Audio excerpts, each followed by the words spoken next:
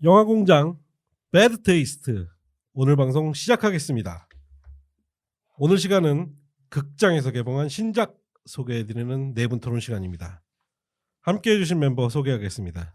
위통을 벗고 계신 스탠 형. 갑자기 열이 훅 올라오네. 안녕하세요, 스탠입니다. 예. 우디님. 안녕하십니까. 크리스님. 안녕하세요. 예, 왜 갑자기 열이 올라오세요? 반팔 입고 있는 모습 보니까 나 정신적으로 내가 지금 계절을 잘못하고 있는 것인가라는 착각이 들어서. 갱년기 아닌가요? 갱년기. 그럴 수도 있어요. 예. 저는 시간 여행하고 온 터미네이터를 흉내내시려고 벗으시는 줄 알았네요. 거기엔 또 다른 또 비하가 있으니까 시간 여행을 하게 되면 왜 빨개벗고 가야 되는지. 예. 저희가 기존 방송에서 몇 번 말씀은 드렸는데 참 여러 우여곡절 끝에 결국은 법적으로 제임스 카메론이 판권을 다시 회수를 했어요. 어떤 기준 때문에 그랬었죠? 그러니까 35년 정도가 지나면 35년이 지나면은 라이터한테 그 돌아오는 법 규정이 있대요. 그래서 그래요? 딱 올해가 35년 되는 해이기 때문에 근데 약간 타임라인이 안 맞는 게 35년 되긴 했지만 이 영화를 몇 년 전부터 제작 준비한 거 아니야. 그렇죠. 그러면 기술적으로 형님한테 판권이 돌아오기 전에 미리 준비를 해가지고 딱 35년에 맞춰서 개봉했다라는 건데 내가 그 직전 판권 소유자였다면 걸 것 같은데 왜 돌아오지도 않았는데 미리 했어. 어떻게 한 푼이라도 좀 뜯어가려고. 근데 그런 일은 다행히 없었나 봅니다. 딱 판권 회수와 동시에 개봉했어요. 그런 거 잘 모르는 사람한테 그러면 뭐 한 34년째 판권 팔면 그 사람은 그렇지. 일것만 1년만 그렇지. 소유하는 1년짜리 거네요. 소유하는 거죠. 예. 옛날에 그런 사람들 참 많았어요. 그래서 계약할 때는 항상 변호사를 대동을 해야 그러니까. 그렇죠. 예. 약은 약사에게, 계약은 변호사에게. 그럼. 예. 그래서 지금 좀 돌이켜 보면 정말 터미네이터는 여러 가지 우여곡절을 많이 겪었고 네. 솔직한 얘기로 이제 와서 터미네이터가 나온다고 그랬을 때 이렇게 가슴 떨리는 정도의 프랜차이즈는 아닌 것 같기도 해요. 요즘 관객들에게는. 그게 이제 두 가지 이유 때문에 그러죠. 지금 관객들과의 어떤 시간차. 이 편이 극장에서 개봉한 게 91년이니까 90년인가? 91년. 91년이니까 벌써 28년 지나지 않았습니까? 와, 2시간을 떠들고 몇 년 뒤 영화인지 몰라? 지금 난 벌써 다크페이트에 빠져 있어가지고 이 편이 생각이 안 나. 이야. 28년은 시간차도 있고 첫 번째는 시차고 두 번째는 3, 4, 5편이 워낙 후지게 나와가지고 후지게 나와서. 이 프랜차이즈 자체에 대한 관심이 식었던 거. 그게 가장 큰 이유죠. 라이즈 오브 머신부터 시작해가지고요. 저희가 뭐 2편은 특집으로 저희가 다뤄드렸고 조만간 1편을 또 닥터님이 본인만의 시각으로 좋다. 터미네이터를 좀 분석한 게 유튜브로 올라갈 거예요. 터미네이터 251번 본 남자? 그건 형님이잖아요. 나보다 많이 안 봤을 텐데 터미네이터는. 그 제외하고 한번 3, 4, 5편 얘기 좀 한번 해보자고요. 여기서부터 저는 입을 닫겠습니다. 3편 Rise of the Machines. 사실 이 작품부터 좀 막말로 망조가 들었지 망조가. 클레어 데인지 나온 게 한 편이었던가요? 맞습니다. 맞아요. 네. 한숨만 나오네. 조나단 모스토가 괜찮은 감독인데 아무래도 터미네이터의 무게감을 좀 못 견딘 것 같아요. 제 느낌에는. 그 전까지만 해도 뭐 잠수함 영화도 찍으시고 그다음에 트럭 뒤집어지는 영화도 찍으시고 저도 그래서 카메라는 아니지만 나름 기대를 했는데도 뭐 굉장히 실망스러웠어요. 린다 해밀턴이 안 나온 게 컸던 것 같은데요, 저는. 그것도 예. 원인이 없지 않을 것 같고. 요번 영화를 보고도 확실히 저는 아놀드 슈왈제네거보다는 린다 해밀턴의 중요성을 확실하게 이번에도 느꼈어요. 밸런스를 맞춰주는 게 있어야죠. 예. 아놀드하고 맞아요. 린다하고. 예. 더군다나 그 전편에서 존 커너 역할로 정말 무명 배우에서 빵 하고 뜬 에드워드 폴롱이 빠진 자리에 너무 외모가 이건 역변 아닌가? 닉 스타일이라는. 그래. 내가 화가 났던 이유가 바로 그거네. 클레어 데인스가 약간 사라 코너 비슷한 역할을 하고 성장한 존 코너로 그 친구가 나왔잖아요. 맞아요. 여기서 외모비가 들어갑니다. 나사가 한 3개 빠진 놈이 나와가지고 지가 존 코너라고 하는 거요. 의지 전혀. 그러니까 어린 에드워드 폴롱보다도 훨씬 더 의지가 없어 보이는. 저는 남들이 기대를 한 게 만약에 라이즈 오브 머신 하면은 여러분 말씀드렸을 거예요. T2의 오프닝 시퀀스의 피처에 보면은 존 코너로 대사 없이 출연만 하는 배우가 있어요. 그렇죠. 고개도 이렇게 기계처럼 딱거리면서 맞다. 딱딱거리면서 난 딱 보고 라이즈 오브 머신에서 성인 존 코너로 저 친구를 쓰면 되겠다. 진짜 살벌하게 생겼거든요. 근데 왜 나사 3개 빠진 놈이 나와가지고 도망치면서 힘들면 맥주나 마시고 있는 거야. 그래서 영화 보면서 저런 놈한테 인류의 미래를 맡길 수가 있겠어? 물론 농담으로 받아들여 주시고요. 저도 닉스타 캐스팅돼서 영화 보고 나서 야 저 에드워드 폴롱에서 저 외모로 바뀌려면 2편과 3편 사이에 터미네이터 한 100만 명은 보냈나 보다. 그러니까 개고생을 얼마나 했길래 저런 외모로 바뀌나 좀 했었는데 그 역할이 안 맞았다라는 얘기입니다. 그러니까 예, 좀 안 맞아요. 음. 예. 저는 3편 그래도 마음에 들었던 게 하나가 있는 게 터미네이터의 외모가 훨씬 좋아졌죠. 여자 터미네이터. 예. 근데 그 언니도 그거 나오시고 소식이 없는 것 같아. 그러니까 그랬던 것 모델이었죠, 모델. 예. 모델이었어요. 아, 그래서 역시 제임스 카메론이 빠진 터미네이터가 의미가 있느냐라는 비판도 많이 받았었는데 그래서 뭐 좀 시간을 지나고 다시 한번 제대로 터미네이터를 한번 리부트 해보겠다 해서 나온 영화가 맥쥐 감독의 터미네이터 셀베이션. 이 제너시스, 작품은 어떠셨어요? 제너시스는 그 다음 건가요? 예, 그 제너시스가 가장 최근 작품. 셀베이션 더 기억 안 나. 셀베이션은 그때 엔딩이 유출이 돼가지고 그렇죠. 예 바뀌면서 조금 손해를 음, 보긴 본 것 맞아요. 같아요. 예. 저는 그래도 3, 4, 5편 중에 제일 나은 것 같아요. 저는 뭐 제네시스가 그나마 기억이라도 나는 게요. 병원리가 나오기 때문에. 네. 그 말고는 뭐 전혀 기억나는 것도 없고 악당도 멍청하게 생겼고 하여간 좀 표독스러운 맛이 없었어. 3, 4, 5 다. 네. 그래서 3, 4, 5는 어쩔 수 없이 그 제목의 명성과 프랜차이즈의 명성과 그다음에 아놀드 그러니까요. 정도를 세워서 그냥 묻어가려는 그런 좀 안이한 계획으로 기억이 남죠. 하여튼 저 개인적으로는 4편이 그리고 의미가 있는 게 이 프랜차이즈 중에 유일하게 아예 기계에 의해서 지배당한 세상을 배경으로 했다는 거. 그러니까 미래 세계가 베이스라는 그렇죠. 거죠. 네. 그리고 이 시리즈의 굉장히 전통과도 같은 정말 인간답다는 것은 무엇이냐라는 질문을 던졌다는 점에서 저는 4편은 저는 굉장히 주목해볼 만하다고 생각을 하는데 문제는 가장 최근에 나온 4년 됐네 4년 벌써 터미네이터 제너시스 이 설정부터 존 코너가 나쁜 놈이 된 기계 인간을 먹혀가지고 무리가 됐 무리. 어떠셨어요? 제너시스는 저는 프랜차이즈 역사상 최악의 작품이라고 생각하거든요. 거듭 얘기하지만 병원리가 경찰복을 입고 뛸 때 로버트 패트릭하고 참 비교되려고 굉장히 고생했겠구나. 말고는 별로 기억나는 게 없어요. 젊은 날의 사라 코너, 에밀리아 클락이 나온 것까지는 저는 괜찮았는데 문제는 존 코너 역할로 제이슨 클락. 진짜 한숨 나와. 미래에서 뭘 많이 처먹였나 얼굴이 이렇게 커졌어. 아니 그것도 그렇지만은 그 한 솔로 역할로 캐스팅됐던 배우한테 실망스러웠던 것보다 좀 더 심하게 실망했던. 물론 제이슨 클락이 이미지 자체가 좀 사악한 면도 있는데 의외로 선한 역할하면요 턱선이 약해가지고 굉장히 또 선해 보여요. 맞아요. 그러니까 제이슨 클락 다른 영화 나왔을 땐 좋았어요.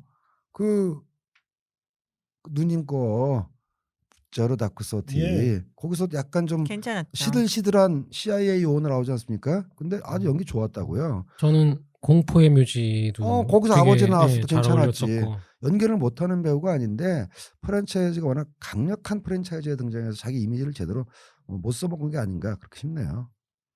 예, 그래서 이제 터미네이터는 더 이상 호평도 못 받고 흥행도 뭐 이렇게 썩 좋은 기록을 남기지 못하는 작품인가. 더군다나 가장 중요한 아놀드가 늙었잖아. 그래서 이제는 더 이상 터미네이터를 만날 수 없는 것인가 했는데 판권이 회수되기도 전에 회수될 것을 대비해서 제임스 카메론이 직접 제작에 참여한 영화가 바로 이번 작품 다크 페이트 되겠네요. 그렇습니다. 여기에 아까 크리스 얘기처럼 양대 산맥이죠. 터미네이터를 원래는 지탱했던 린다 해밀턴까지 복귀시켰어요. 사실 린다 해밀턴도 잠깐만요. 사라 해밀턴 아니었던가요? 어떤 린다 코너라고 볼 수도 있고. 형님 아재 개그 자제요. 얼굴 벗겨봐야 안 해. 스켈레톤 있을지도 몰라. 우리 게시판에 올라왔던 개그예요. 알다시피. 예. 그러면서 다시 한번 화제가 되고 지금 전작들에 비해서는 대대적으로 더 마케팅을 하는 것 같기도 합니다. 그 일환으로 전 세계 최초로 한국에서 또 그렇습니다. 행사를 했는데 이게 단순히 한국을 위한 행사가 아니었던데요. 국내 행사가 아니고요. 일단 미국이나 다른 나라에서는 아직도 뭐 목요일 개봉 또는 금요일 개봉이 많아요. 근데 우리나라는 거의 수요일 개봉이 대세로 됐잖아요. 그러지 않은 날짜가 빠른 데다가 우리가 또 쟤네들 입장에서 보면 극동아시아 아니겠습니까? 네. 시차가 또 빨라요. 그래서 하루 먼저 개봉하더라도 사실 하루 일찍 개봉하는 24시간 앞서서 개봉 효과가 있는데 심지어 이틀 먼저 개봉한다면 그러니까 미국에서는 11월 1일 날 개봉하거든요. 우리는 10월 30일 날 수요일 날 개봉하고 그럼 뭐 어떻게 하자는 거예요. 뭐 거의 한 사나흘 앞서는 거나 마찬가지죠. 그런 효과가 있고 또 이번에 있었던 행사가 프레스 정켓이 아시아 태평양 국가를 다 포함하는 겁니다. 그래서 외신들도 굉장히 많이 많이 왔어요. 왔더라고요. 뭐 말레이시아, 싱가포르, 대만, 심지어 호주 기자까지 와서 여의도의 모 호텔에서 그 행사에 같이 참여하는 그런 국제적인 컨퍼런스가 아니고 프레스 정켓이 열렸었죠.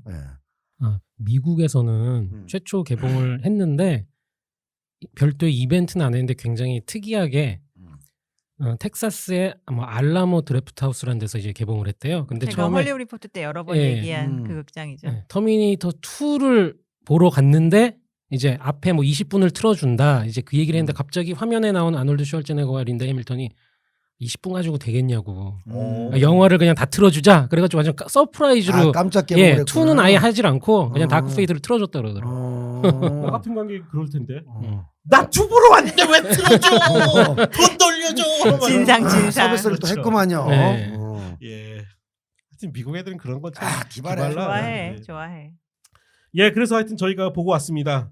아 정말 무슨 아주 경호도 대단했고요. 맞아요. 엄청나더라고요. 일단 뭐 배우 한두 명만 온 게 아니라 예. 다 왔잖아요. 예, 다. 거의 그렇죠. 모든 캐스트 감독님까지. 감독 뭐 배우 다 왔으니까. 그래서 저희 욕했잖아요. 우디님 보자마자 아 씨발 대통령이 어디 이 정도 경험 맞아. 아니 길 지나가는데 경호원들이 비켜 이러는 거예요. 그래가지고 대통령은 아니고 전직 캘리포니아 주지사가 그러니까. 오셨기 때문에 전 기분 나쁘더라고요. 캘리포니아면은 한반도보다 커요. 그래가지고 경호원들 없는 집 타서 몰래 사진 찍어. 그렇지. 그 앞에서 뭐라고 욕은 못하고. 예. 맞으니까 욕은 못하고. 예, 그렇게 하여튼 저희가 영화를 잘 보고 왔습니다. 아주 편한 자리에서. 그러면 우리 스탠 형이 제일 마지막에 하시는 걸로 해서 크리스부터 인상 비평 한번 해보시죠. 오랜만에 터미네이터 팬들을 어느 정도는 만족시켰다. 어디님? 반갑지만 너무 오래 걸렸다. 제가 크리스님 멘트 약간 좀 처음 하면 이렇게 들리는데 오랜만에 만족시켰다는 얘기 들으니까 굉장히 부실한 남편이 스크럽 좀 갔다 와가지고 그 뉘앙스가 딱 그래. 오래간만에 만족시켰다. 마고마카 먹은 거 아니에요? 마고마카? 그러니까 뭐 좋다는 얘기죠. 저는 반가운 익숙함으로 가득 찬 영화였다. 이렇게 말씀드리겠습니다. 예, 저는 그냥 터미네이터 팬들의 향수를 자극할 마지막 터미네이터 영화 그렇게 말씀드릴 수 있을 것 같습니다. 예. 지금 스탠 형이 말씀해주신 그 익숙함이라는 게요. 이번 전략 자체는 왜 우리 크리스가 인용을 해주기도 했는데 저희 사석에서 스타워즈 리부트랑 비슷한 것 같아요. 에피소드 7이랑 그것은 무엇이냐? 새로운 이야기보다는 기존의 익숙함을 가지고 새로운 배우 그리고 새로운 기술력으로 보여주는 것. 플러스 옛날 배우도 살짝 좀 들어가 주시고 스토리적으로는 거의 새로운 게 없죠. 이어가는 얘기니까 앞에 나왔던 캐릭터의 뒷이야기니까는 그 구조를 따라다 보면 완전히 새롭기는 어렵고 또 너무 새로우면은 뭐야 또 딴 얘기잖아 이런 얘기가 나올 수 있을 가능성이 좀 있었죠. 그리고 T1, T2가 결국은 미래를 구원하는 예. 어떤 영웅을 미리 제거하기 위해서 이제 미래에서 암살자가 온다라는 구조고 이번에도 뭐 다시 그렇죠. 그거를 가져가죠. 그럼 삼성은 뭐 왜 왔지 터미네이터가? 뭘 기억도 안 나요. 3편도 비슷한 목적으로 왔었고요. 4편. 5편은 아들의 지엄마 죽이려고. 맞아. 예. 뭐야 그게. 그러니까 기본적으로 미래의 인류를 구할 지도자를 제거하기 위해서 미래에서 또 암살자가 온다. 이 설정은 가장 기본 중에 기본이거든요. 4편 제외하고는 거의 기본 맥락이라고 할 수 있죠. 이번 작품도 거의 유사합니다. 다만 좀 시대상을 적극적으로 받아들인 느낌이 들긴 해요. 오죽하면 이제 그로부터 딱 연도수를 따져보니까 딱 올해 벌어지는 일처럼 타임라인을 그렇게 짰더라고요. 예, 그래서 내용은 미래를 구할 사람을 보호하려는 또 다른 미래에서 온 이번에는 인조인간은 아니고 그러니까 사이보그는 아닌 강화 인간. 강화 인간. 예고편에 이미 다 노출이 예, 됐죠. 이건 다 노출이 돼 있기 예, 때문에요. 여성 캐릭터입니다. 강화 인간 그레이스. 그리고 그런 둘을 돕는 돌아온 린다 해밀턴. 그렇지. 사라 코너죠. 예, 사라 코너. 사라 코너는 설정상 끊임없이 이 미래의 희망을 제거하려는 터미네이터들을 사냥하는 일종의 사냥꾼처럼 지내온 걸로 설정이 돼 있어요. 제가 우리 저 베테 댓글에다가 여태까지 모아온 정보만 가지고 이렇게 추측을 올렸잖아요. 역시 사냥꾼으로 되는 게 맞아요. 그리고 저희가 정확히 여기서 가장 중요한 아놀드의 터미네이터가 어떤 식으로 이 시대에 존재하는지는 말씀드리지 않겠으나 하여튼 그런 터미네이터까지 이 4인방이 미래에서 온 최신형 사이보그에 맞서 인류의 희망을 지켜낸다. 뭐 그런 스토리네요. 예. 굉장히 익숙한 스토리네. 그러니까 터미네이터는 줄거리 요약하는 게 무의미하고 그러면 미래의 희망은 누가 출연해? 그를 도와주는 미래에서 온 사이보그는 누가 출연해? 악당은 누가 출연해? 이게 더 중요한 영화죠, 사실은. 그러니까 설정으로 가는 영화예요, 기본적으로. 얘가 없어지면 미래가 바뀐다. 또는 미래 인류가 절멸한다. 그렇기 때문에 이 사람 살려야 된다. 살리는 사람 하나, 죽이는 사람 하나. 이 설정이 쭉 가는 거기 때문에 스토리는 그 설정 속에서 어떻게 허들을 넘느냐를 보여주는 맞습니다. 거지. 예. 무슨 뭐 추리극이라든가 서스펜스물처럼 플롯이 또 트위스트 되고 뭐 이리 꼬이고 저리 꼬이고 그렇게 갈 수가 없는 기획이에요. 기획 자체가. 나 제임스 카메론이 그런 시나리오 잘 못 쓰잖아. 그러고 보니까 또 그래. 예. 그러니까 원래 약해. 자기가 잘 아는 이야기를 그냥 가장 잘 표현하는 게 그러니까 제임스 설정을 카메론 놓고 감독의 대립각을 세운 다음에 그것이 쭉 부딪혀 나가는 그런 영화들을 주로 쭉 써왔죠. 그리고 이번 시나리오에서 가장 큰 입김을 넣은 건 데이빗 고여잖아요. 예, 예. 데이빗 고여라 하면 일찍이 제가 본 몇 안 되는 공포 영화 그렇죠. 예. 블레이드의 그 시나리오 작가로 시작을 해서 뭐 잠깐만요. 브레이드를 공포 영화로 할 수가 있나? 저한테는 공포인데요.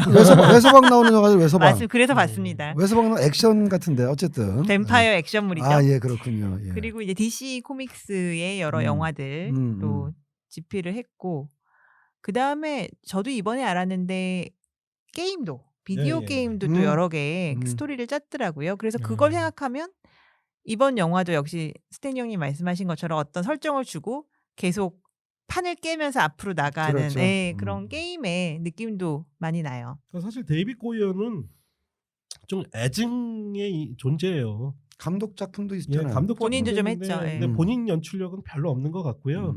대본도 뭐 다크나이트처럼 너무 좋은 작품도 있는데 어떤 작품 보면 아, 이게 뭐야 이씨 막 이런 소리가 나올 정도로 좀 그러니까 편차가 예 편차가 좀 있고 그래서 그 이 바닥에 보면 말이죠. 글 잘 쓰는 사람이 연출까지 잘하면 제일 좋은데 글까지만 잘 쓰는 사람들이 꽤 있어요. 한국에도 그런 감독들이 꽤 있거든. 그래서 모 감독 같은 경우는 글을 워낙 잘 써가지고 방송국에서 당신은 연출하지 말고 TV 드라마 이 각본을 써주면은 파격적인 대우를 해주겠다. 근데도 그 감독이 뭐라고 자기는 감독을 안 한다고 해서 2편 3편 만들었다가 바닥에 드러나가지고 저런. 도저히 기회가 올 수 없는 그런 감독도 있는 거 보면은 글 잘 쓰는 사람은 또 글로 한번 승부 볼 만도 한데 감독 뽀대 나니까 그냥 다 서로 그냥 개나 소나 감독하려고 그래. 그리고 역시 영화는 감독의 예술이라서 그런지 본인 시나리오가 있어도 감독을 누굴 마냐에 따라서 그렇죠. 작품의 편차가 그럼요. 많이 났던 것 같아. 일단 저 질문부터 좀 드릴게요.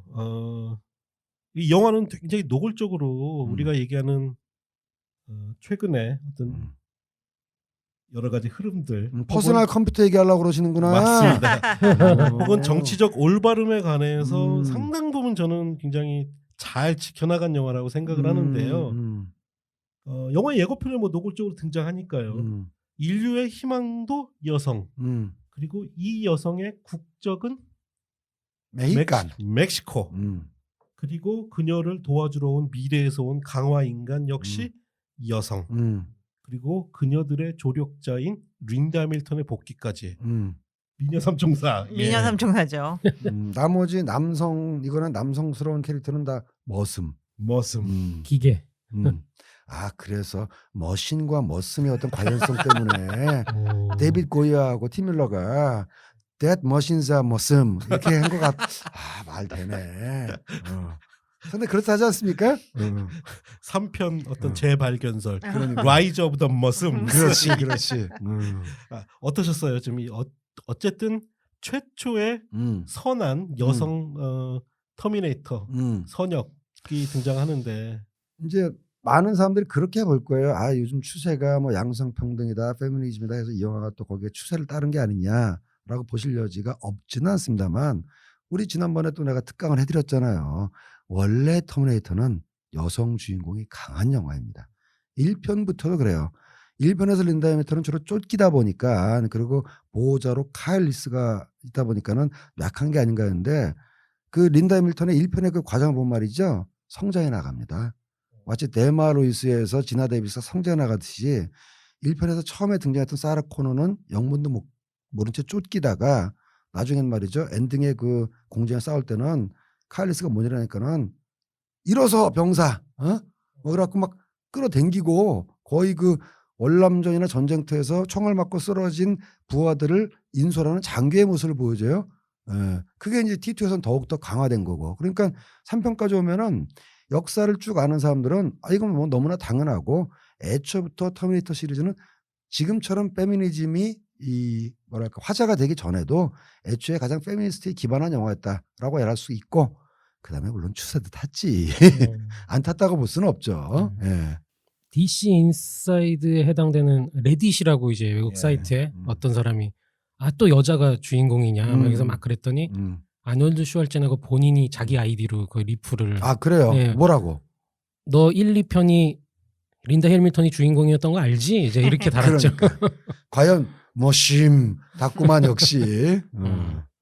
우디님은 어떠셨어요? 그래서 오히려 걱정이죠. 너무 그래서 반감을 사가지고 또 이게 오해받을까 봐. 오해받고 제대로 평가 못 받고 그럴까봐 항상 이런 오히려 이제 영화가 나오면 제가 더 걱정인데, 그 생각이 들었어요. 말씀하신 그런 부분. 그리고 원래 제임스 카메론이 강인한 그럼요, 여성 캐릭터에 그럼요. 대한 애정이 또 남다른 그런 영화 작가이기도 하고, 그 생각을 했어요. 영화를 보고 또 보면서 우리가 어렸을 때는 그 액션 영화의 주인공은 항상 남자. 미국인, 그렇지, 미국인 백인 남자. 남성이었고, 반면에 이제 악당은 뭐 다양한 유색인종이고, 그 당시에는 아무래도 80년대니까 아랍 계열이 많았고, 그런 굉장히 스테레오타입, 지금 와서 보면 스테레오타입이지만 그때는 그렇게 생각하지 않고 그냥 재미있게 그렇죠. 봤잖아요. 그걸 그냥 그렇게 수용했던 것처럼, 제가 얼마 전에 헐리우드 리포트 때도 비슷한 말씀을 한번 드렸는데, 내가 보면 아쉽지. 잘생긴 남자 배우가 안 나와.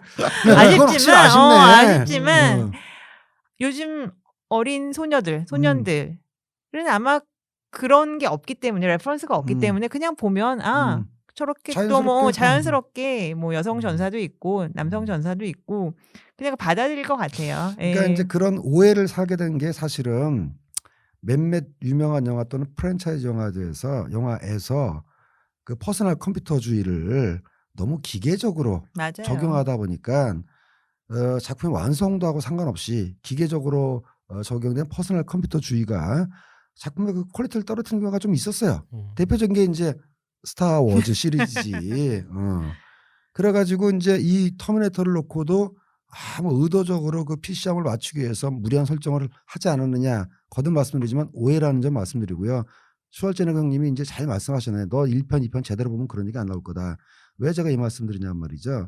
기계적으로 PC함을 해석하지 말자는 취지에서 말씀을 드리는 건데, 여러분 유튜브에 들어가면은 작년에 화제가 됐던 마리끌 영상 있잖아요. 젠더 프리 액팅이라고 그래가지고 남자들이 했던 대사를 여배우들이 다 하는 영상이 있습니다. 외국에서 시작됐고 우리나라에서도 1편, 2편 제작이 됐어요. 그래서 김향기나 많은 이 좋은 여성 배우들이 예를 들어 베테랑에서 유아인 대사를 한다든가 이런 식으로 바꾸는데, 가장 최근에 오른 대사 중에서 이게 있어요.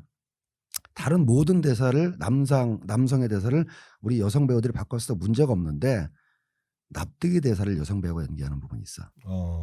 근데 일부러 그때 그 보여주긴 아무 말도 안 했습니다. 그래서 이제 물어봤더니 가령 뭐 베테랑의 유아인 대사 여성으로 바꿔도 전혀 문제 없어요. 다른 영화 다 마찬가지고. 심지어 그 납득이 대사를 연기한 여성 배우분이 연기를 굉장히 잘하는 분이에요. 근데 어색하다고 그러더라고. 그건 왜 그러냐면은 납득이라는 캐릭터 자체가 그렇죠. 남성에 예. 특화된 캐릭터예요. 그 납득이가 이렇게 벽 탁 짚고 말이야.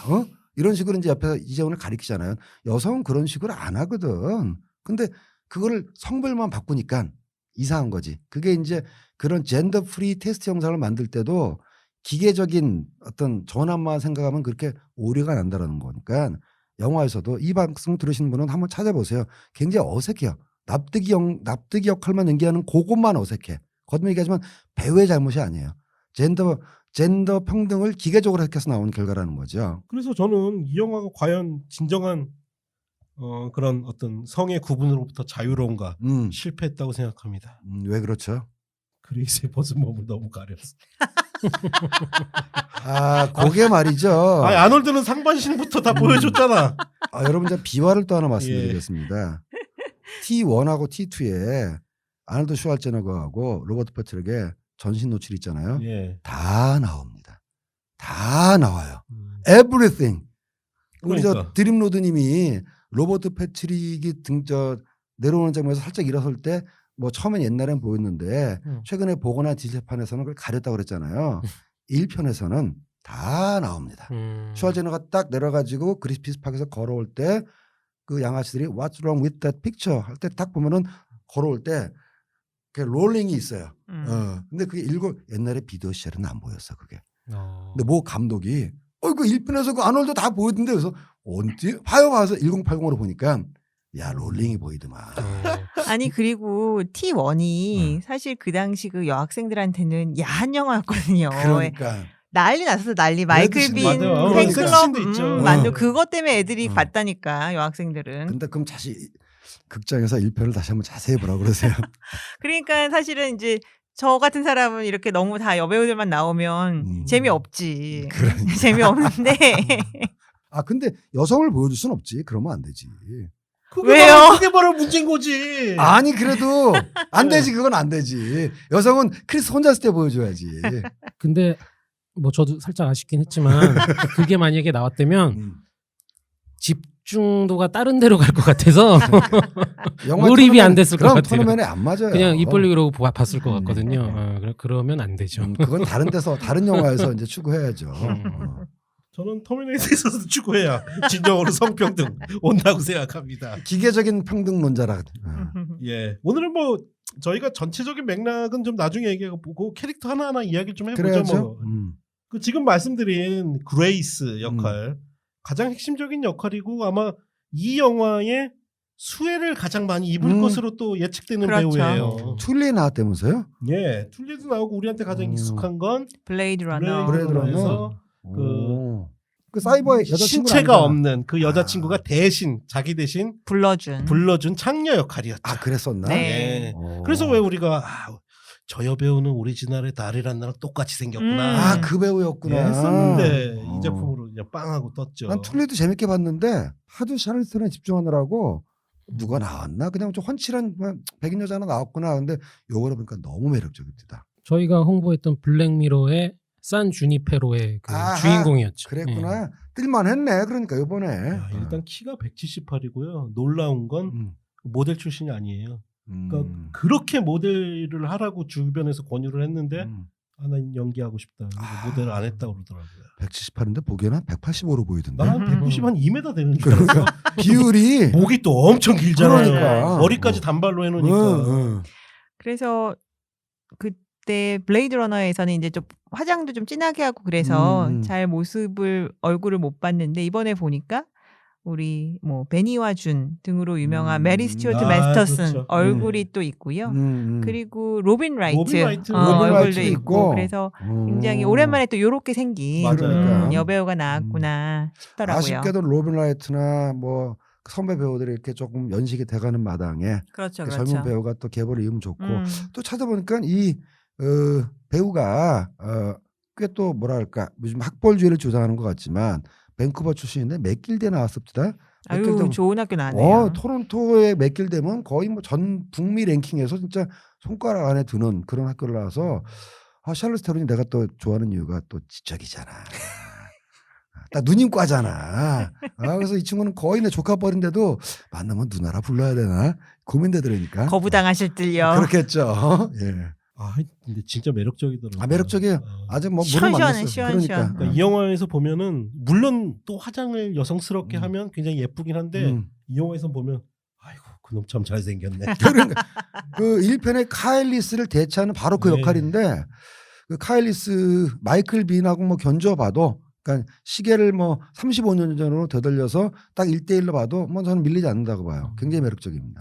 저는 그래서 이 배우하고 음. 그 배우가 지키는 그 멕시칸 여자 혹시 러브씬 같은 게 나오지 않았을까 기대를 살짝 했는데 그러니까 정신 차려. 일단 그 여배우. 그 배우 아니 카일리스의 대체니까 원래 그랬는데 그 말고 그 여배우 둘에 대해서 딥 리서치를 했을 테니까 그 점을 좀 혹시 아시는 게 있으면 제가 모르는 게 있으면 알려주시죠.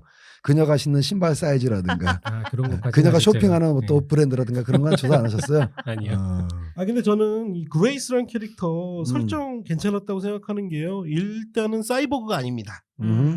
강화 인간이죠. 기본적으로 인간인데 오히려 어떤 기계의 일부를 받아들인 인간인 거죠. 슈퍼 솔저라는 대사가 맞습니다. 있죠. 그러네요, 네. 맞네요. 근데 그 부분이 저는 그런 측면에서 해석이 되더라고요. 아무래도 여성성을 저는 자연스럽게 또 부각시켰다고 보는 게 사이보그라면 감정이 없잖아요. 근데 강화 인간이라면 인간의 마음을 가지고 있으면서도 미래를 구원하기 그렇지. 위한 어떤 모성을 음. 또 품고 있는 여성의 어떤 타고난 그런 정체성을 드러낼 수 있는 캐릭터라 저는 오히려 사이보그가 아닌 강화 인간으로 설정한 건 굉장히 탁월한 선택이다. 설정 굉장히 잘했다는 생각이 드는 게요. 사이보그가 아닌 강화 인간이라는 것도 그렇지만 한계를 주잖아. 여기서 한계가 뭔지는 밝힐 수가 없습니다. 그런데 그녀에게 어떤 한계 내지는 약점을 줌으로써 뭐랄까 능력을 최대한으로 끌어올릴 때는 멋있다 히어로로 룩업하게 되지만 한계를 또 보여줄 때는 안타까운 마음도 들고 또 감정 몰입이 용이한 캐릭터로 설정을 했어요. 그래서 그 점은 굉장히 영리한 포인트다라고 저는 생각합니다. 그리고 결국은 그레이스의 도움을 받는 인류의 희망 멕시칸이에요. 멕시칸 여성 데니. 일단은 여러 지점에서 이 영화는 트럼프의 지금 정책에 반대하는 듯한 왜냐하면 멕시코와 더불어 텍사스에 대한 자조적인 농담이 또 굉장히 많이 등장한단 말이에요 영화에. 실제 무대가 거의 텍사스, 그러니까 그렇죠. 멕시코와 텍사스의 국경이고 영화 속의 무대가.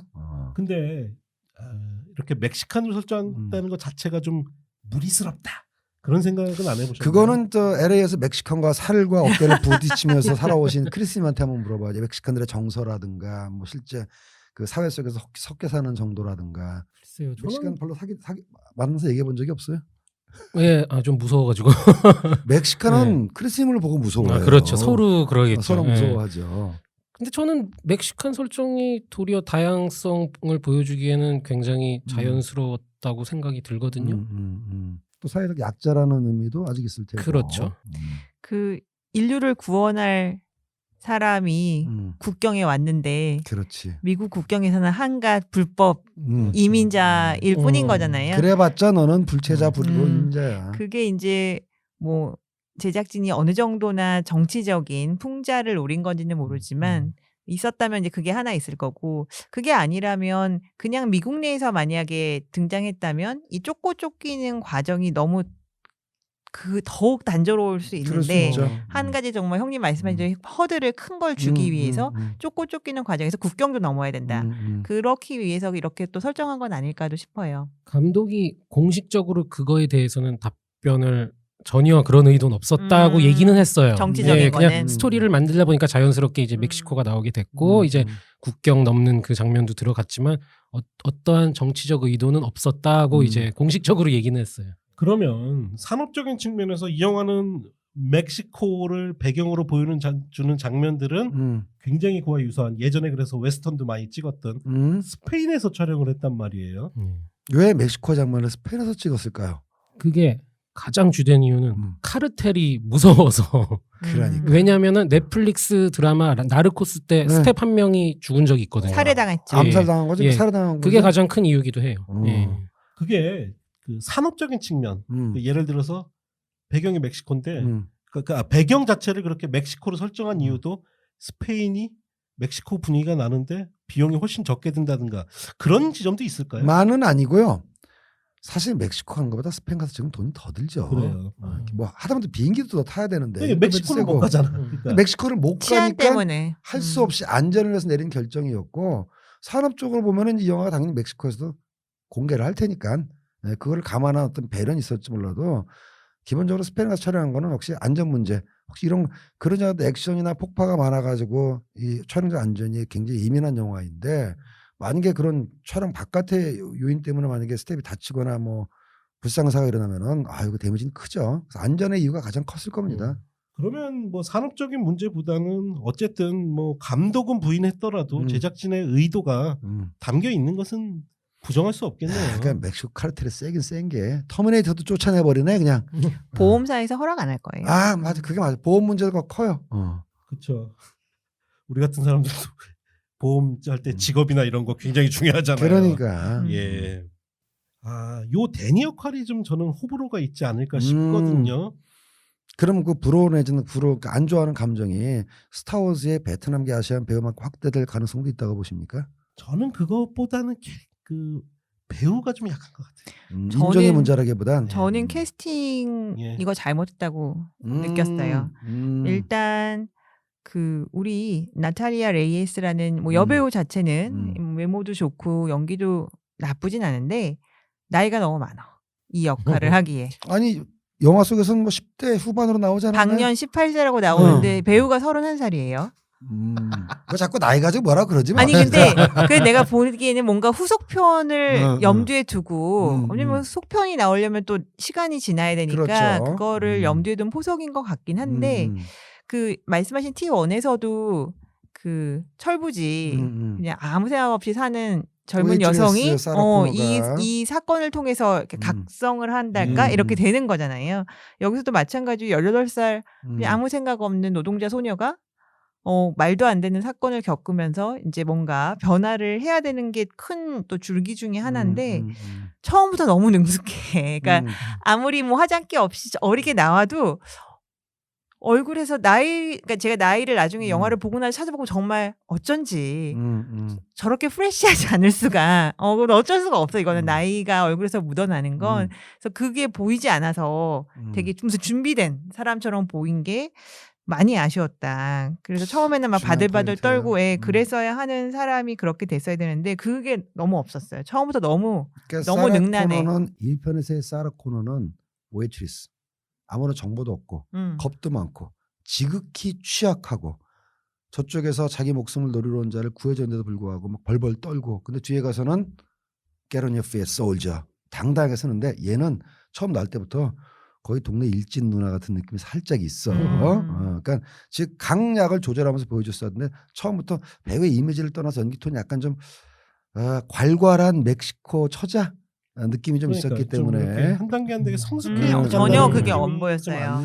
그러면 이제 디렉션의 문제인지 배우의 이미지의 문제인지 그건 조금 따져봐야 되겠네요. 그러니까 그게 저는 초반 설정에도 문제가 있다고 보이는 게 이제 이 데니의 멕시코에서의 삶을 보면 또 남동생을 굉장히 케어해주는 역할로 나온단 그렇죠. 말이에요. 그러니까 이거 자체가 굉장히 능동적인 여성인 거예요. 그러니까 그 능동성을 탓할 수는 없지만 이 영화의 톤 앤 매너에서는 조금 어긋나는 것이 아닌가 싶은 생각도 좀 들어요. 물론 이제 멕시칸들이 상대적으로 미국 백인들보다는 좀 더 가족 친화져 있긴 하니까 뭐 그런 설정은 굉장히 없다고. 그렇죠. 여자들이 세고 그러니까 아니면 이랬으면 어떨까요? 오빠의 이제 보살핌을 받는 여동생이나 뭐 그랬으면은 좀 그럼 좀 더 좀 취약성이 좀 부각되기 때문에 후반에 어떤 강한 변화가 어느 정도 좀 말이 되죠. 왜냐하면 이 캐릭터까지 세버리니까 여성 캐릭터 3명이 강강강이잖아. 그러니까 그 밸런스는 저는 조금 안 맞춰진 것 같다. 혹은 이 2명의 강인한 여성 혹은 또 특히나 이 그레이스와고는 또 밝힐 수는 없지만 특수관계이기 때문에 그레이스로 인해 돼서 변화되거나 각성되는 모습이 좀 더 영화적으로 표현될 수 있는 여지가 좀 사라져버린 느낌. 공포에 떨고 연약한 모습이 있을 때 나중에 그레이스가 힘내라고 얘기하면서 You made me like this라고 딱 얘기해줬으면 더 이제 이게 셌을 텐데 너무 스포일러 아닌가? 그 정도는 괜찮죠. 그래서 너무 나이가 있는 여배우를 쓴 게 패착이다라고 저는 생각합니다. 혹시 흑인 여배우였다면? 마찬가지죠, 뭐. 그것도. 그게 남자 배우였다면. 괜찮지. 아니 저는 이 역할을 차라리 맥켄지 데이비스가 했으면 어땠을까? 그 뒷부분에 가서 강인하게 이제 각성을 하는 게 더 잘 표현이 되지 않았을까? 그 생각도 좀 해봤는데. 그러면 좀 문제가 되지 않을까? 맥켄지 데이비스 되는 여성을 케어하는 여배우를 또 구할 수가 없잖아. 좀 나이 차이가 나긴 하지만 있긴 있어요. 토탈 리콜에서 이렇게 얼굴 차차차 갈라진다고 그 아줌마. 올드해. 그 아줌마 정도면 토탈 리콜 오리지널 얘기하는 겁니다. 89년작. 그 알아요. 얼굴이 타닥 벌어지면서 예. 그 아줌마 정도면 맥키니 데이비스 케어할 수 있지. 지금 나이가 많으셔갖고 가능할지 모르겠어요. 예. 이거 유튜브에다 그거 타닥 갈라지는 거 좀 꼭 넣어주세요. 저작권 때문에 안 들립니다. 3초도 안 될려나 3초도? 예. 그리고 뭐 이 영화의 최고 화제성 중에 하나인 드디어 사라 코너가 돌아왔습니다. 그동안 TV 시리즈를 통해서 뭐 사라 코너 크로니컬 같은 작품으로 외전격으로 좀 다루긴 했었는데 약간 안쓰러웠지. 그때는. 린다 해밀턴이 이제 사라 코너 역으로 복귀를 했고 이 영화로서는 린다 해밀턴 개인 배우로서의 경력에서도 서로에게 좀 굉장히 그리웠던 시도가 아닌가. 린다 해밀턴이 사실은 그 이후에 다른 영화에서 없지 뭐. 거의 없어요. 이제 단테 스피크에서 정도만 나왔고, 거의 예. 미녀 야수. 그게 가장 대표작이죠. 나는 미녀 야수 그 TV 시리즈였던가요, 그게? 네. 네. 누가 야수고 누가 미녀인지 모르겠어. 이거 아니 그 외모 비하가 아니라 워낙 그만큼 T2 이후에 나왔을 거예요, 그게. 맞아요. 이미지가 강하기 때문에. 비하해놓고선 비하 아니래. 아니, 뭐 뭔 지금 소리야. 론 펄먼하고 비교를 하신 건가요? 아니 근데 너무한데? 론 폴만이 밀릴 것 같은데 뭐 T2 이미지가 워낙 강했기 때문에 음. 론 폴만이 뭐 야수인지 론 폴만은 고양이. 은근슬쩍 외모 얘기에서 다른 얘기로 옮겨가네. 고양이. 여기 린다 누님 역시 강한 누님. 예. 근데 느낌 진짜 많이 늙었더라.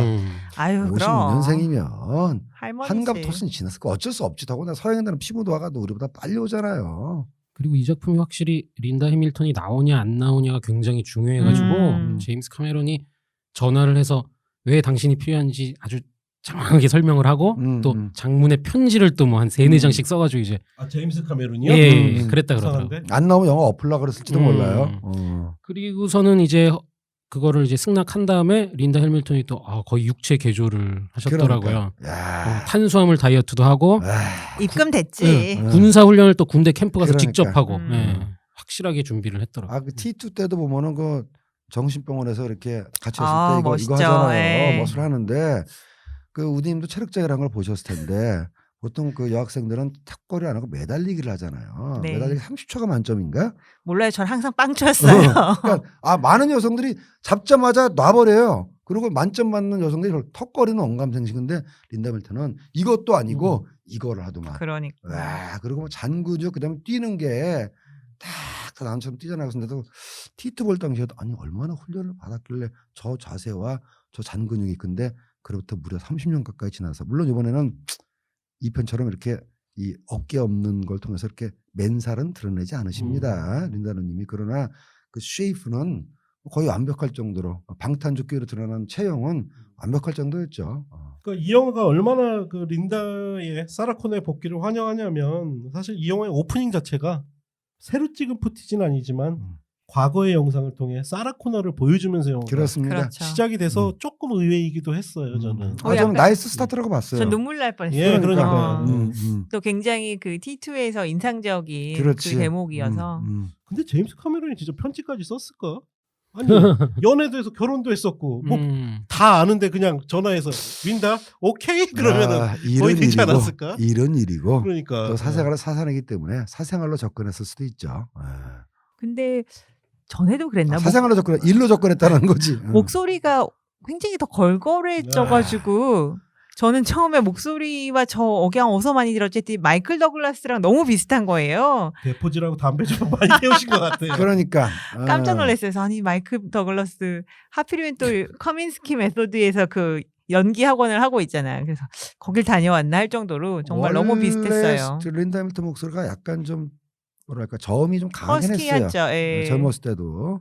그리고 나이가 먹으면 이렇게 저처럼 허스키해지는 거 어쩔 수가 없어요. 근데 말 그대로 누님이 담배를 많이 피셨나 아니면 어. 이렇게 좀 나이가 드시면서 성대가 좀 눌렸나면서 굉장히 좀 그 예. 마리아 잭슨적으로 이렇게 목소리가 이렇게 쭉 예. 내려가더라고요. 그래서 그렇긴 그건 하더라고요. 아, 연세보다 좀 많이 목소리가 내려가신 것 같은데 그런 생각이 좀 들었어요. 근데 사실 설정상 사실은 음. 가장 핵심이 되는 인물에서는 이제는 조금은 벗어나 있어요. 왜냐하면 이제 본인이 바로 한동안은 인류를 구할 희망이었는데 이제는 그 대상 자체가 멕시칸 바뀌었지요. 여성으로 바뀌었고 또 한 가지 중요한 건 또 그녀를 지키는 본인보다 더 사라 코너보다 더 육체적으로 뛰어난 강화 인간이 미국에서 왔고 사라 코너의 캐릭터는 조금은 좀 어정쩡할 수도 있는 설정이라고 생각을 하거든요. 어떠세요? 그럼에도 불구하고 카메론은 계약에 꼭 포함시켰고 강화 인간은 이제 미국이 아니라 미래에서 왔죠. 근데 이제 그 이유는 첫 번째는 향후 프랜차이즈 전략을 위한 포석을 생각하다 보면 린다 해밀턴을 출연 안 시킬 수가 없었다. 두 번째는 과거 팬들을 또 끌어당기기 위해서는 역시 린다 해밀턴을 안 시킬 수가 없었다. 출연을. 세 번째는 추정입니다만 우정인지 사심인지는 몰라도 린다 해밀턴 한 번 더 만나고 싶은 생각도 있지 않았을까. 아니면 실제 카메론이 기르고 있는 아이의 엄마 중에 하나가 린다 해밀턴이에요. 그렇죠. 좀 스탠리 형이 좀 옛날 표현 쓸까봐 좀 무서워. 겸사겸사 뭐 하는 거지 뭐 님도 보도 뽕도 따고 뭐 이런 거.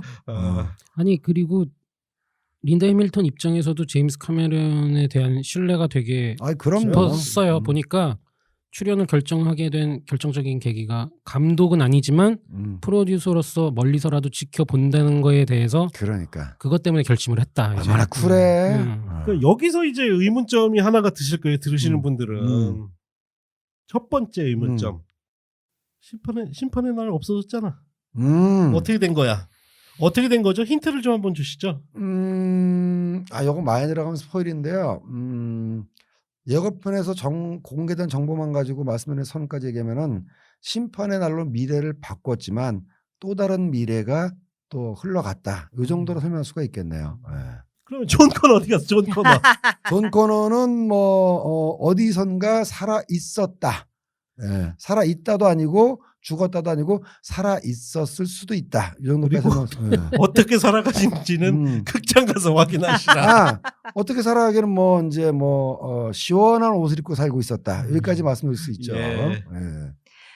그 직전에 했던 얘기에 조금만 덧붙이면 한편으로는 이렇게 과거에는 딱 지켜야 할 대상, 지키는 자, 그리고 파괴하러 온 자, 3자 구도였다면 이번에 좀 많이 늘었잖아요. 그렇죠. 그만큼 미래에서 온 터미네이터가 더 강해졌기 때문에 이제는 기존의 그 두 사람이 아니라 그렇지. 더 정말 엑스트라 핸즈가 더 있는 없는 자원이 다 합쳐져야지만 이제 간신히 굉장히 더 강력해진 터미네이터와 상대할 수 있는 게 아닌가 그런 생각도 들어요. 그러니까 이 터미네이터 비판론자들의 영원한 비판 주제 중에 하나 그거잖아요. 왜 맨날 한 마리만 보내? 그러니까. 여러 마리 보내. 그러니까. 심지어 저는 이런 얘기 하지 않았습니까? 1편과 2편 사이에 7년이라는 시간이 존재해.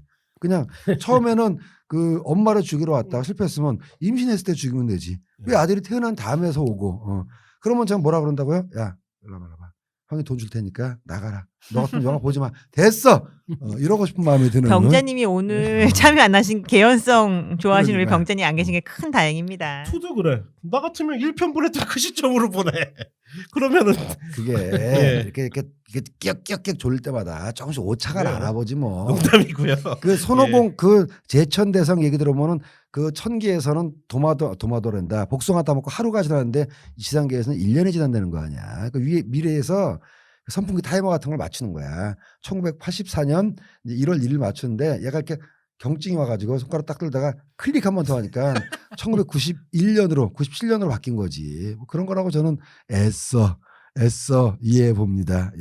예, 그렇게 가장 중요한 여성 3인방 소개해드렸고요. 이제 더 중요한 우리 터미네이터 역할의 아놀드 형님. 안타깝게도 저희가 개봉을 많이 앞두고 있어서 어떻게 이 영화 속에 이 시점에 이 여성 3인방과 결합하게 되는지는 설명은 저희가 못 드리겠어요. 그건 극장 가서 직접 확인해 보시고 스포일러입니다. 그거는. 굉장히 큰 스포일러입니다. 그러면 어쨌든 결합한 다음에 이 아놀드 형님의 캐릭터 어떻습니까? 아우 저는 이 영화가 이제 아놀드가 터미네이터로 나오는 마지막 영화겠구나 싶더라고요. 그래야죠. 그럴 수밖에 없어요. 너무 늙었더라고. 너무 늙었어. 그러니까 해리슨 포드가 나왔던 마지막 영화가 에피소드 7이었던 것처럼 네. 이번에 나오는 영화가 이제 아놀드의 마지막 영화가 될 가능성이 높고 다음번에는 린다의 마지막 영화가 되지 않을까. 네, 그래서 잘 되면은 이제 물갈이를 싹 해가지고 근데 혹시 이 터미네이터 다음 것 중에 아담 드라이버가 또 혹시 나오지 않을까? 갑자기 겁이 확 나는데 그러지는 좀 않아줬으면 좋겠는. 그러니까 전략 자체는 스타워즈랑 비슷한 것 같아요. 네, 그런 것 맞아요. 같아요. 구세대 배우 데려다가 중요한 역할 혹은 기둥으로 딱 브릿지를 해주고 만들어 놓고 사실 이야기는 신세대 그렇지. 이야기로 넘어가는 그 지점에서 제가 인상 비평에서 말씀드린 것처럼 이 영화는 정말로 이제 아놀드의 마지막 터미네이터가 될 수 있을 것 같아요. 굿바이 아놀드죠. 굿바이 아놀드. 그렇다면 우리가 그렇게 아놀드를 마지막 터미네이터로 보내기에 아쉬움이라든가 영화상의 설정 이런 것들은 좀 어떠셨어요? 그냥 이대로 보내도 될까요? 아니면 한 편 정도 더 나오면 좋을까요? 제가 뭐 나중에 이제 요거 AS 방송에서 본격적으로 얘기하려고 하는데요. 그 물리적으로 노쇠해 버린 노쇠라는 말은 뺍시다. 노해 버린 그 린다 해밀턴이나 아놀드가 주는 그 뭐라 그럴까 정서적 이질감을 극복하기 어려워요.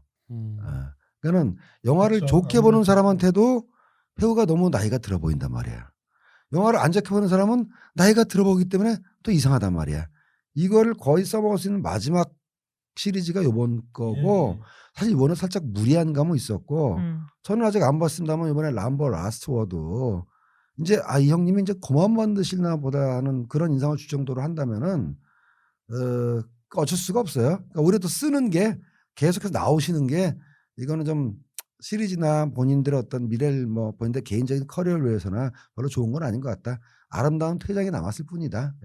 예, 그래서 지금 말씀해주신 대로 저는 조금 딱 맞아들어 떨어지진 않아요. 영화하고 그 설정상. 근데 요즘 디지털 기술이 좋으니까 뭐 다시 뭐 CG로 캐릭터를 만들어가지고 젊은 터미널 등장시킬 수도 있는데 관객들이 배우의 물리적인 자연적인 나를 이미 알아버리는 상황에서 아무리 그런 캐릭터가 나온다 할지라도 벌써 거기 이제 이 심리적 진입 장벽이 생길 거라고요. 에이 저 가짜인데 저 배우는 이미 70대 중반인데 CG로 만들었구나. 그럼 그거는 스타워즈에 잠깐 등장했던 피터 쿠싱 영감님하고는 완전히 다른 차원의 문제예요. 이건 메인 롤이죠. 타이틀 롤인데 그렇기 때문에도 뭐 여러 가지 추정으로 봐서도 아놀드는 이게 마지막이 될 것이고 그러길 바란다라는 게 제 생각입니다. 예, 그렇게 주요 캐릭터 4명에 대해서 알아봤고요. 그러면 전체적인 터미네이터 이제 프랜차이즈에서 이 영화 이야기를 좀 한번 해봐야 될 것 같은데 단적으로 성공적인 리부트라고 볼 수 있을까요? 성공적인 리부트죠. 전편을 뛰어넘느냐에 대해서는 논란이 있을 수 있지만 죽어가던 시리즈의 심폐소생을 해서 살려놨느냐 오케이 저는 그렇게 봅니다. 스탠리 형님 말씀에 동감합니다. 그러나 앞으로 나오면 너는 볼 거니? 저는 부정적입니다. 저도 괜찮았는데 너무 노스텔지아만 노린 게 아닌가 싶을 정도로 너무 이야기 구조가 비슷하고 그냥 배우만 새로 좀 추가한 그런 느낌이라 과연 다음에 완전 다른 식으로 만들지 않는 이상은 과연 이 프랜차이즈가 계속 성공적으로 갈 수 있을까? 그건 좀 의심스러워요. 그런 면에서 다시 한번 그 스타워즈 최근에 그 그 얘기하려고 흐름과 그랬어요. 지금 굉장히 비슷하게 가게 생겼어요. 계속 만든다면. 그러니까 그 스타워즈하고 결국은 비교할 수밖에 없는 게 4, 5, 6이 먼저 나오고 1, 2, 3이 나오고 7, 8, 9가 나오지 않았습니까? 제 기억에 4, 5, 6만큼의 열광적이지는 않았어도 1, 2, 3이 지금의 7, 8, 9만큼 9는 아직 안 나왔지. 지금의 7, 8만큼 그렇게 실망스럽지도 않았던 것 같아요. 그냥 뭐 1, 2, 3이 나왔을 때 4, 5, 6에 비하면 아쉽지만 그래도 뭐 어느 정도는 뭐 참을만 하다 정도의 반응이었는데 최근에 7, 8, 9가 이제 갖고 왔던 전략이 뭐냐면은 시리즈가 프랜차이즈가 오래되면서 새로운 관객층을 맞아들이려고 설정도 물갈이를 하고 배우도 바꾸지 않았습니까? 거기에 이제 퍼스널 컴퓨터도 도입하고 근데 이제 그런 전략을 여기서도 도입을 한 거죠. 자, 그게 성공할 것이냐 문제인데 꼭 그렇게 되길 바라진 않지만 즉 관객 세대의 물가를 위해서 새로 설정한 배우나 캐릭터가 꼭 성공적이지 않았다라는 스타워즈 실패의 예. 요거는 이제 두고 봐야죠. 하나 나왔으니까. 근데 전망이 썩 밝진 않아요. 그럼 왜 그러냐 말이죠. 서양 사람들은 한국에 비해서 스타워즈의 팬층이 굉장히 넓잖아요. 그리고 젊은 사람도 스타워즈를 좋아한단 말이죠. 근데 제가 정밀한 자료는 제시할 수가 없습니다만 지금 20대에 좋아하는 미국이나 독일이나 유럽 친구들도 스타워즈도 7, 8이 아니더만 4, 5, 6이 압도적으로 많아. 그다음에 1, 2, 3이 좀 있고 나는 지금 유입된 스타워즈의 그 관객들은 7, 8이 아닐까. 시기적으로 그게 맞은 건데 그게 아니야. 루크 스카이워크 젊은 시절이나 해리슨 포드 그러니까 사가의 전반부를 얘기하고 싶은 거예요. 그러니까 워낙 골수 스타워즈 팬들도 최근에 스타워즈가 밀도가 떨어졌다라는 거에 대한 걸 동의를 하더라고. 터미네이터 그런 이제 그 전철을 밟지 않으려면은 지금 새로 붙은 캐릭터들이 그걸 잘 해줘야 되는데 이게 하신 거 보면 맥켄지 데이비스는 일단 합격권. 근데 여주인공 사라 코너스는 애가 좀 불안하다. 이제 그리고 가브리엘 델 루나인가 새로 등장한 루나. 걔가 이제 어떻게 보일지 모르겠지만 근데 걔는 설정상 다른 걸로 대체하면 그만이잖아. 일회용이죠. 일회용이죠. 그러니까 이제 그게 어떻게 될지가 관건인 것 같아요, 보면. 그래서 결국은 스타워즈랑 지금 계속 우리가 비교를 하고 있는데 스타워즈도 내용도 내용이지만 캐릭터 플레이고 캐릭터 플레이죠. 네, 특히 한 솔로라든가 그 아주 매력적인 몇몇 그 여가 일체가 굉장히 구현된 그러니까. 해리슨 포드와 뗄 수 없는 한 솔로가 매력이었던 것처럼 터미네이터랑 세라 코너도 아놀드랑 린다 해밀턴인 거예요. 그건 그냥 다른 배우를 생각할 수 없는 그리고 그게 몇십 년 동안 쌓이면서 이제 하나의 레전드가 돼버려서 이들이 없는 터미네이터 그들이 없는 스타워즈가 그러니까. 과연 그것이냐에 대해서 계속 의문을 갖게 되는 거죠. 그리고 저는 지금 새롭게 바뀐 미래가 이제 리전이 나오잖아요. 근데 이 1편을 봤을 때는 그때 마이클 빈의 대사나 그 마이클 빈이 꿈꾸는 악몽에 의해서 현재 그 미래 세계관이 어떤지 되게 이렇게 잘 들어왔거든요. 근데 저는 요번 거는 보면서 그게 좀 이렇게 잘 안 잡히더라고요. 그 부분 보여주긴 보여줬는데 정확하게 그래서 어떻게 저렇게 된 건지도 좀 설명이 부족하고 그래서 그 미래 세계관을 확실하게 좀 정립을 하고 아마 다음 편이 나와야 되지 않을까. 그다음에 또 원인 중에 하나는 말이죠.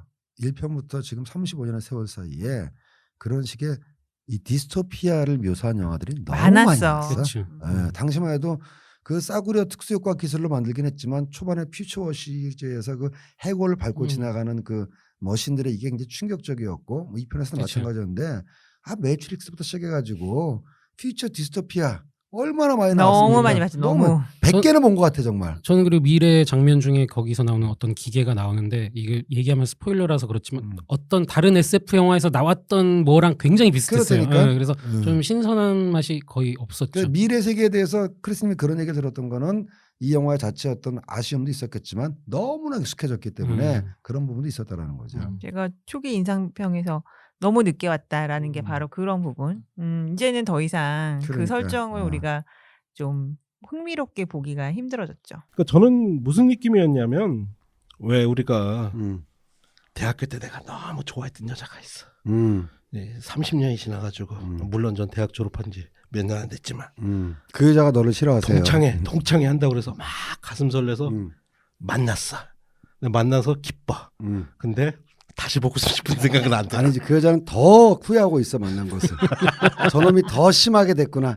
역시 30년에 만나도 역시 꼬리로구나 이렇게 생각할지도 모르지. 그래서 뭐라 그럴까 오래간만에 만나고 싶었고 만나서 반가웠지만 그렇다고 이 여성에 대해서 내 과거의 감정이 이렇게 막 불타오르지는 않는 사랑하지 않는구나. 그런 느낌이었어. 진정 사랑했다면 나는 그녀가 남의 사이에서 낳은 딸이라도 사랑할 수 있어. 아버지의 입장에서 외국 가지 마세요. 아버지의 입장에서 딸이라도 사랑할 수 있어. 정말 딸 같은 그녀의 모든 흔적과 채취를 다 사랑할 수 있어. 그래서 결론적으로 이게 또 다른 트릴로지의 시작일까? 조금 부정적이에요. 시작입니다. 근데 그게 잘 될 건지 안 될 건지는 뭐 다른 얘기지만 시작인 건 확실해요. 그래서 나온다 쳐도 이 전략으로는 더 이상은 안 될 것 같아. 그러니까는 이제 진짜 AS 방송 때 하고 싶은 얘기가 굉장히 많은데 뭐 저도 아직 이게 개봉을 안 했고 미국에서도 올라오는 로튼 토마토도 정식 개봉이라기보다는 부분 개봉 또 저는 비평가들의 평만 보고 한 거니까 저는 11월 1일 이후에 미국 기준으로 IMDb의 리뷰를 한번 쭉 보려고요. 그게 이제 진정한 어떤 일반적인 관객들의 평가니까 그거에 따라서 이제 새로운 프랜차이즈가 다시 한번 리뉴가 될 것인지 아닌지를 그러니까 저처럼 그냥 그 옛 30년 전에 만난 그 옛 그 사랑의 이런 것만 가지고 지킨 사람들이 더 많을지 아니면은 30년이고 뭐고 누구세요? 전 처음 봤는데요. 이런 사람이 더 많을지 그걸 한번 제가 추세를 한번 보려고요. 그리고 전문가 평점을 그러니까 미국 전문가 평점을 보면 아무도 그 PC함에 대해서는 얘기를 안 하더라고요. 아 대사가 돼서 예, 그런가? 제가 아까 로튼 토마토에서 쭉 읽어봤는데 그래서 그거에 대해서 어떻게 생각하는지는 일반 관객들 이제 평점을 봐야지 알 수 있을 것 같아요. 그리고 그런 각종 뭐 RT나 이런 평론도 평론이지만 막스오피스가 그렇죠. 이 막스오피스가, 트릴로지의 계획의 향방을 좌우하겠죠. 결국은. 저는 안타깝게도 스타워즈의 그 행보를 비슷하게 걸어갈 가능성이 높다고 생각하는 게요. 저는 뭐 그래서 뭐 저희 팟캐스트 비난하신 분들도 많아요. 스타워즈 새로운 에피소드 8 옹호했다고. 나는 근데 옹호한 적 없는데. 근데 이게 결국은 숙명이에요. 그럼 언제까지 구시대 팬들만 보고 영화 만들 거야. 배우들은 늙어가고 있고. 새로운 시도? 그 물론 더 잘했으면 좋았겠는데 어쨌든 나름대로 또 평가받는 지점도 있는데 전통적인 팬들한테는 아주 저주를 받는단 말이에요. 지금 스타워즈가. 스타워즈 7, 8편이 그랬죠. 예. 특히 8편. 7편에도 아담 드라이버가 나오고. 그러니까 네. 7편 같은 경우가 이번 영화처럼 마지막으로 추억 보정 한번 해주고 새로운 넘어가려고 이야기로 완전히 넘어갔단 8편부터 말이에요. 물갈이를 예. 했죠. 근데 8편이 7편처럼 똑같이 또 추억 보정만 했다. 이게 됐을까도 의문이에요, 사실은. 그러니까는 8편의 스타워즈 8편의 어떤 욕먹음 내지는 아쉬움에는 캐스팅 실패가 크다고요. 캐스팅 실패가. 그럼 우리 딱 놓고 봅시다. 아직 개봉 안 했지만 이번에 나온 다크 페이트가 만약에 사람들한테 스타워즈 8편처럼 캐스팅 실패로 여겨지게 되면은 어두운 거고 그렇지 않다면은 인물 가리가 되더라도 이제 새로 나온 프랜차이즈는 잘 갈 가능성이 높은데 뭐 지금 여러분 얘기한 거 쭉 들어보니까는 좋은 측면도 있고 맥켄지 데이비스 아쉬운 측면도 있고 그건 아직 좀 두고 봐야 되는 거네요. 그러니까. 그러니까 이게 꼭 작품 자체의 만듦새가 가장 중요하긴 하지만 결국은 오랜 사랑을 바로 받아온 프랜차이즈들의 어쩔 수 없이 숙명이기도 해. 언젠가는 네. 만나야 될 그 장벽이 지금 딱 터미네이터가 만난 것 같아요. 그러니까 007처럼 누가 맡아도 상관이 없는 프랜차이즈면은 되는데 이 터미네이터는 아놀드 없이는 이게 성립이 안 되거든요. 그러니까요. 맞아요. 예. 그래서 여러모로 참 추억으로 그냥 지금 우리가 마음속에 이제는 간직해야 되지 않나 싶은 생각이 들어서 좀 안타깝기도 하네요. 예. 저 얘기를 또 빠뜨릴 수가 없네요. 근데 어쨌든 연출은 팀 밀러가 했단 말이에요. 그렇죠. 그렇죠. 팀 밀러의 우리가 데드풀을 생각을 해보면 저는 그 부분 그 영화가 연출력도 연출력이지만 결국은 캐릭터의 힘, 그 그렇죠. 차원의 벽을 넘어서는 캐릭터의 힘 그리고 그 말장난식의 유머 부분에 상당 부분 기댔다는 생각을 좀 하거든요. 원작 플러스 라이언 레이놀즈의 배역 소화 능력. 팀 밀러가 2편 빠졌는데 2편 잘 됐잖아. 그렇죠. 이번 작품에서 그럼 냉철하게 팀 밀러의 연출력 어떠셨어요? 팀 밀러가 감독으로 선임된 이유를 한번 봐야 될 것 같은데요. 이 사람의 베이스가 VFX예요. 예. 원래 시각 효과맨 출신이고 뭐 컴퓨터 게임 그다음에 뭐 컴퓨터 그래픽 이쪽으로 자기 스튜디오도 있고 이번에 그 뭐죠 크리스님 그 러브 데스 앤 로봇이라고 크리스님의 그 명작 반열에 들어서는 예, 그 제작사 중에 하나가 팀 밀러의 바로 사람이세요. 블러 스튜디오가 그러니까 팀 밀러 소유의 그 VFX 스튜디오죠. 아무래도 이 영화가 이제 2편도 그렇고 여러 가지 시각 효과의 신기원을 이룬 영화였고 이번에 다크 페이트도 보나마나 많이 사용될 것이 뭐 명약 관하함으로 감독으로 선임한 것 같아요. 그래서 그런 의미에서는 일정 부분 좋은 선택이었는데 드라마 부분에 대해서는 거기에 대해서는 호가 갈릴 수 있죠. 예. 저는 이번에 보니까 영화가 매끈한 맛은 있는데 그것 이상의 가슴을 울리는 부분은 굉장히 약하더라고요. 그게 소위 간지샷이 좀 있어야 예, 되는데 예. 없어요. 그게 이제 워낙 그 T1, T2의 아놀드가 갖는 그 압도적인 존재감. 그렇죠. 예.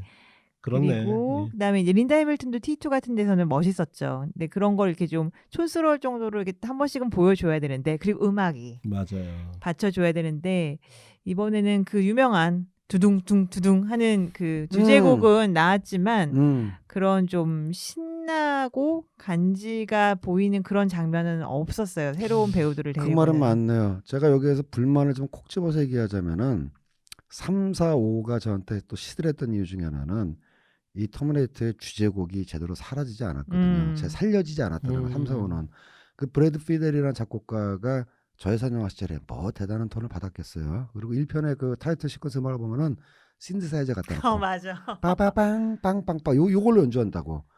2편 나오면 뭐 오케스트라, 풀 오케스트라가 되고 음악은 똑같은 브래드 피델. 근데 이렇게 돈이 많이 들어갔는데 3, 4, 5편은 뭐 아마 그 3, 4, 5편은 음악 스코어링 했던 사람들이 저런 것 같아.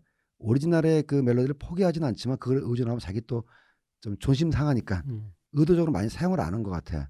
근데 이번엔 많이 사용할 줄 알았더니 많이 사용을 안 합니다. 아니 미션 임파서블처럼 이렇게 변형을 주면서 많이 사용하면 참 그러니까, 괜찮을 것 같은데. 그래서 난 오프닝 시퀀스를 굉장히 기대했는데 오프닝 시퀀스에 그 음악이 계속 나오긴 나와요. 나오긴 맞아요. 나오는데 내 어떤 성에 찰 만큼 풍부하게 오래 나오지 않아서 그게 좀 불만이에요. 그것까지도 사실 연출에서 좀 약점이라고 봐야겠죠.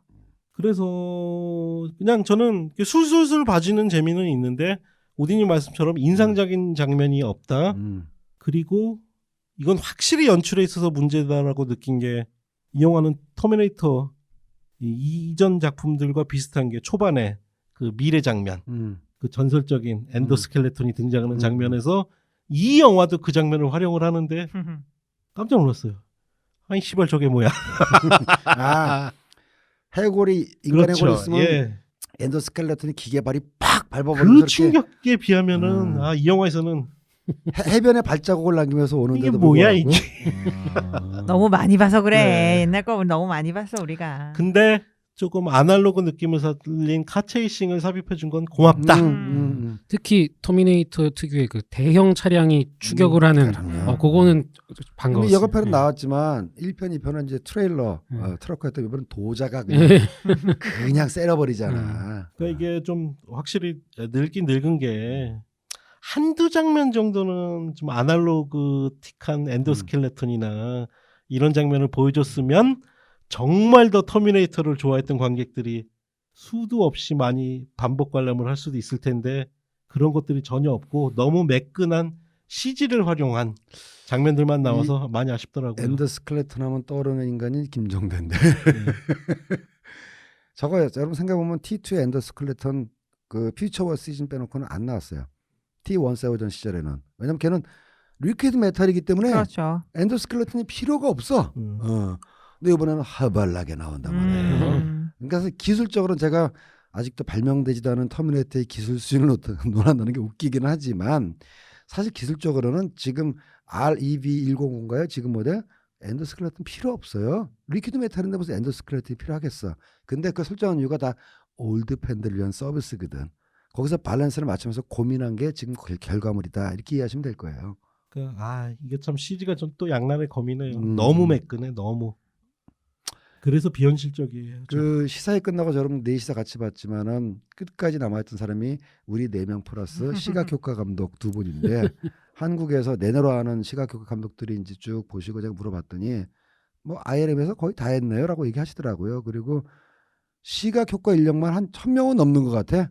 그만큼 좀 고난도의 새로운 CG가 많이 들어간 것 같더라고요. 크레딧의 3분의 2가 3분의 2가 다 VFX 관련 인력이야. 저 지나가면서 들으니까 그 감독님들이 우리 빼고 다 들어갔는데 그렇게 말씀하시던데요. 전 세계에서 CG 인력들이 다 진짜 참여했을 겁니다 아마. 이제 그럼 마무리를 해야 될 것 같은데 뭐 별점 평가를 일단 한번 해보시죠. 별점 평가 이전에 제가 이제 T2 방송 때 약속드렸던 체크 포인트를 몇 가지 말씀드리자면은 영화 시작하자마자 잘 봤어요. 제가 뭘 봤냐면은 게이런 허드의 이름이 나오느냐 안 나옵니다. 없더라고요. 없어요. 그래서 게이런 허드와의 관계도 완전히 정리가 됐구나. 왜냐면은 T1 때는 게이런 허드가 프로듀서 판권을 취득하고 그걸 햄데일에 팔아가지고 이제 햄데일이 제작사로 섰고, 그다음 햄데일이 다 여기저기 찢어버리는 판권을 마리오 카사가 갖고 왔을 때만 해도 게이렌 로드가 코프로듀서의 권리가 있었기 때문에 T2의 제작사 크레딧을 보면은 퍼시픽 웨스턴 슬래시 라이스톰 엔터테인먼트예요. 라이스톰은 카메라 회사, 이 퍼시픽 웨스턴은 게이렌 로드. 이번엔 없어. 대신에 라이스톰 엔터테인먼트 카메라 회사 플러스 스카이댄스가 나오고, 아유 제공사라 보니까 또 텐센트가 또 나오대. 그래서 참 차이나머니의 그 위력에 다시 한번 제가 절감을 했습니다. 저는 게이렌 로드 빠진 이유 알겠습니다. 린다 해밀턴이 한 영화에서 두 명의 전부인가 일하는 건 이상하잖아. 아니 이미 T2에서 일을 했어. 그때는 린다 해밀턴이 아직 그러니까요. 되기 예. 전이었지. 예. 한 면에 엑스 와이프하고 한 면에 퓨처 와이프네. 퓨처 와이프가 있었구나. 그것까지 또 뭔가 터미네이터스러워. 인생- 이래서 왔어. 인생이 터미네이터구나 카메라 형님. 그것까지 카메론 형님이 감독해도 두 그러니까. 명의 엑스와이프와 작업하는 건. 그때 프로듀스로 저 세 번째 부인이신 제가 좋아하는 그 누님 갑자기 이름이 캐서린 비글로. 캐서린 비글로까지 참여했으면 완벽했는데. 대신 그해 여름에 경쟁작으로 붙었죠. 그렇겠죠. 포인트 브레이크로. 포인트 브레이크하고. 폭풍 속으로 붙었죠. 예.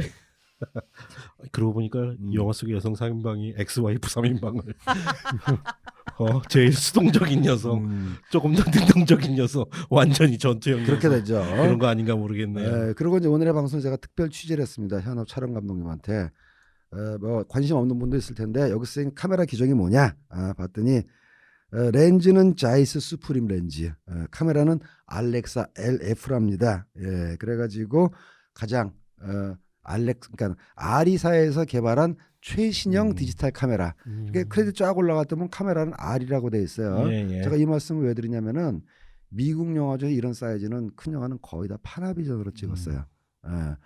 디지털이 없는 건 아니지만 이제 디지털 시대에서는 확실히 R이는 독일 회사 아니겠습니까? 그래서 주도권을 가지고 있구나. 렌즈도 독일 회사. 그래서 미국 카메라 회사 큰일 났다. 이런 전 쓸데없는 걱정을 하고 있습니다. 제가. 예, 물레동에 오시면은 우리 애쉬크로프트에서 칼 자이스 안경 렌즈 맞추실 수 있습니다. 그렇습니다. 예.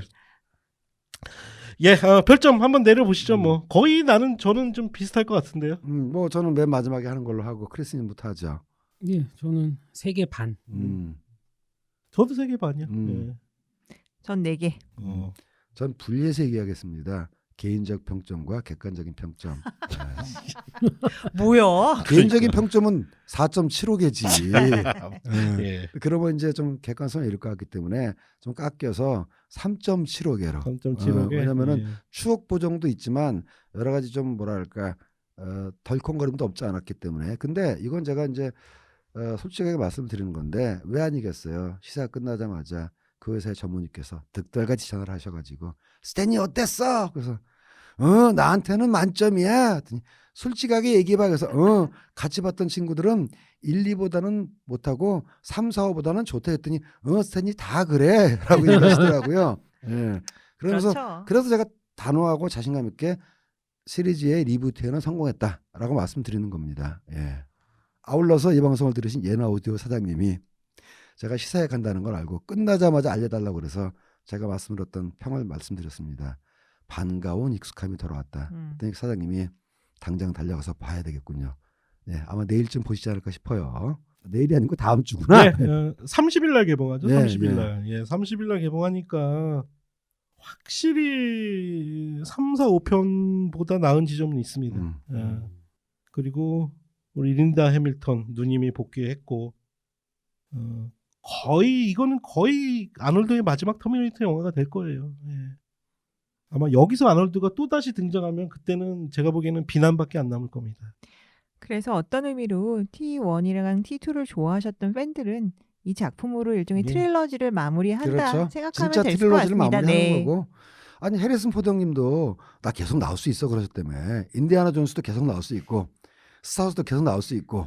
근데 우리가 부담스러워요. 이제. 그리고 우리가 보지 말라고 그래도 아놀드 형님이 어떻게 또 여기 결합되는지 궁금해서라도 다들 보실 것 같아요. 그러니까요. 예, 그래서 많이들 봐주시면 좋겠고 하여튼 딱 저희 세대에는 정말 오래간만에 반가운 친구를 만나서 확인을 했습니다. 송가 같은 거죠. 송가. 예. 그렇죠. 터미네이터와 함께 이제 스탠리 형 세대도 이제 다 갔다.